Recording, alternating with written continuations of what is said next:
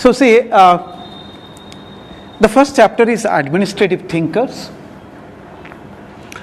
and going by the syllabus, in this we will study all the thinkers that is mentioned, and in addition to that we will also study couple of more administrative thinkers. Those are not apparently mentioned in the syllabus, but either they have been asked or possibly might be asked.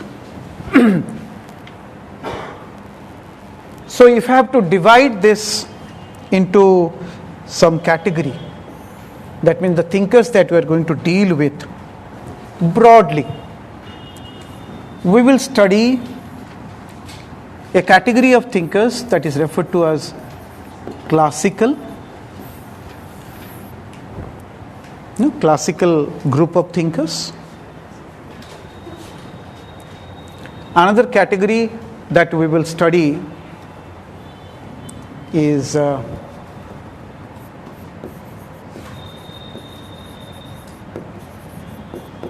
humanistic theorists or thinkers, or broadly they can also be referred to as neoclassical. In fact, there is some classification with regard to neoclassical. We'll discuss later on. For the time being, let this category be there. And there are also few other theorists that we will study. Not necessarily will put, although they might be carrying few of these characters that we are referring here as neoclassical or humanistic, but let us put them under contemporary.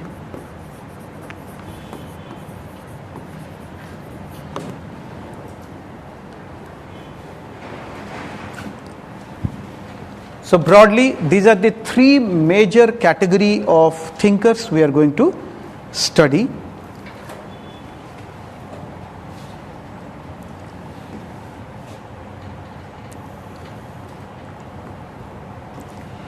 Now, under the classical, we are further going to study three major categories. One is scientific management,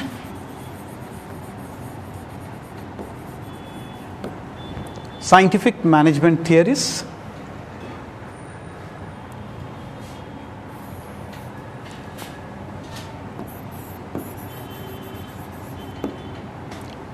Administrative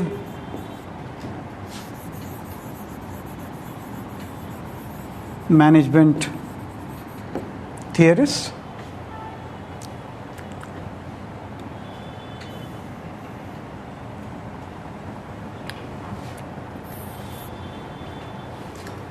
and third is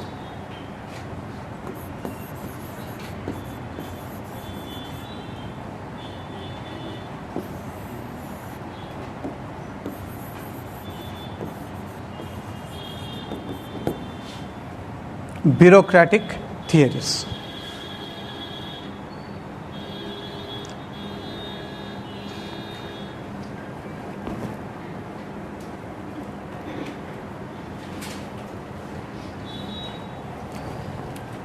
Scientific management theories, administrative management theories, and bureaucratic theories. These are some of the, we'll study certain theories under these three subcategories.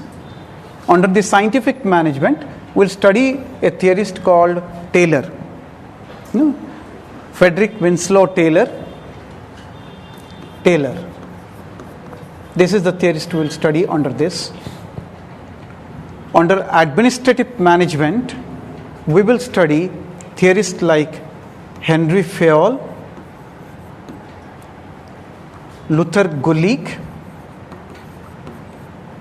and Lyndall Irving. Under the administrative management theories, we will take note of three theorists, but two theory. We'll study the theory of Henry Fayol, and as well we'll study two other theorists, Luther Gulick and Lyndall Irving. But these two theorists are responsible for only one theory. So that's why two theories we'll study under these three theorists. And as far as this bureaucratic theory is concerned, we are going to study a famous theorist, Max Weber.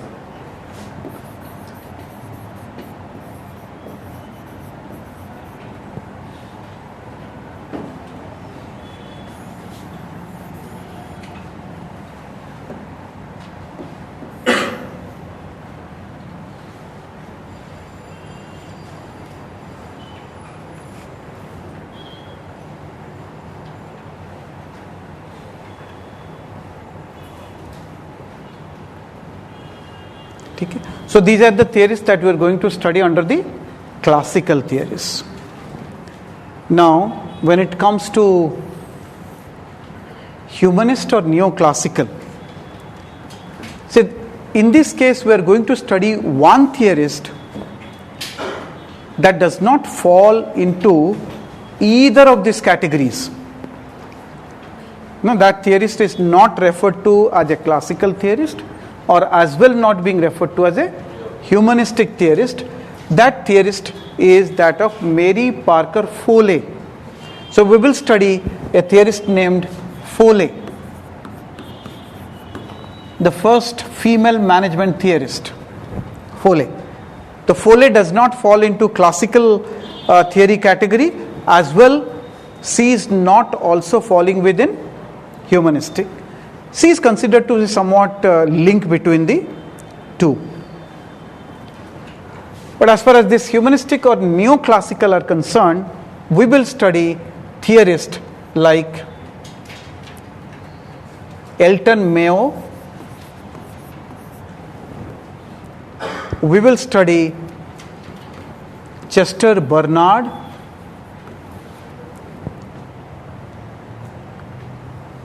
We will study Herbert Simon.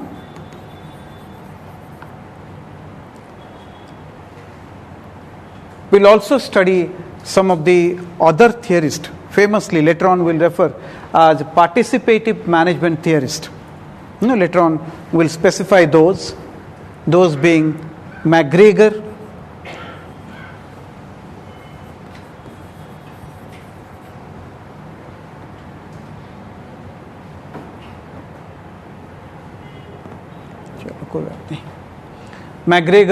Likert, Rensis Likert, Chris Argyris.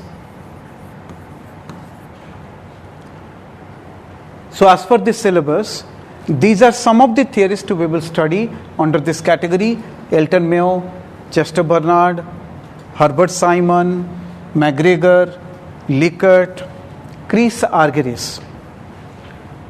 But apart from this, we will also study another theorist called Dwight Waldo.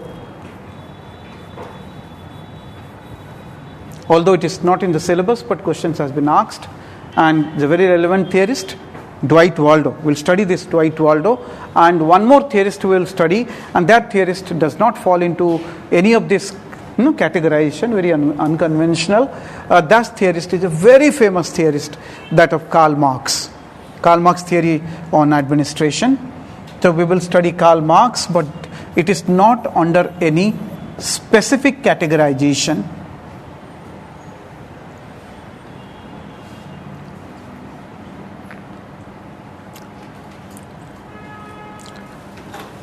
And when it comes to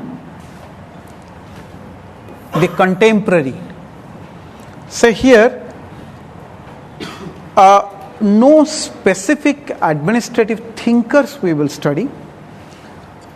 We will take up individual thinkers and their theory, as well as certain important theoretical development in general that has taken place in the recent time. Like when he was referring Six Sigma, learning organization, the theory of number of these ideas that has come up. So there are a couple of ideas that we will take up under this contemporary administrative thinking.